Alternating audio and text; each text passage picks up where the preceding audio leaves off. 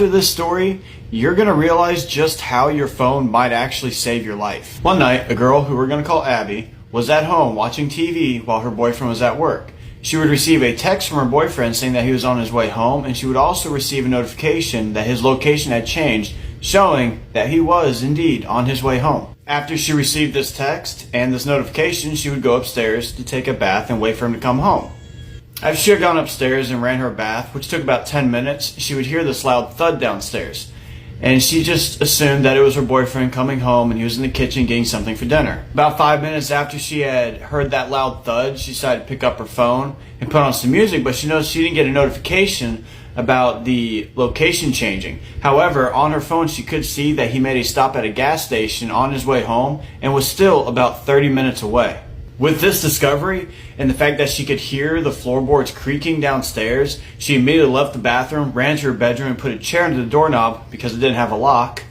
And she didn't call police because she was just in survival mode and did not really cross her mind. Instead, what she would do is that she would go over to her bedroom window, she would raise it up, and she would look down below to about 5 feet below, which was the top of their shed, and she would actually climb down onto that shed and into the yard. Because of how their yard was set up, she actually had to walk or run alongside the house, which led her to a large window. When she looked in that window, she saw a man standing there about a foot away from the window on the inside, just staring at her, completely expressionless, no emotion, just staring at her, and clearly showing that he had no good intentions with being in that house. After making eye contact with the intruder that was in her house from her yard, she would immediately turn around, kick off her slippers so she could run faster to her neighbor's house, which was about 500 yards away. When she got there, she started banging on the door, asking to be let in. They would open the door and immediately bring her inside. She was trying to explain what was going on, but she was so inconsolable that they just got the idea that there was an intruder in her house, so they called the police, and then they also heard her say something about calling her boyfriend as he was coming home. When the police showed up, they didn't find anything in the house, and because they didn't have an actual security system or cameras,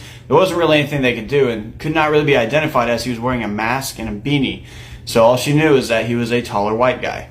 It was discovered by the police that he didn't come through any of the doors in the house, but through a window, and that loud thud she had heard was actually the window slamming shut after the intruder had come inside. The intruder was never caught, but they do now have a security system with cameras.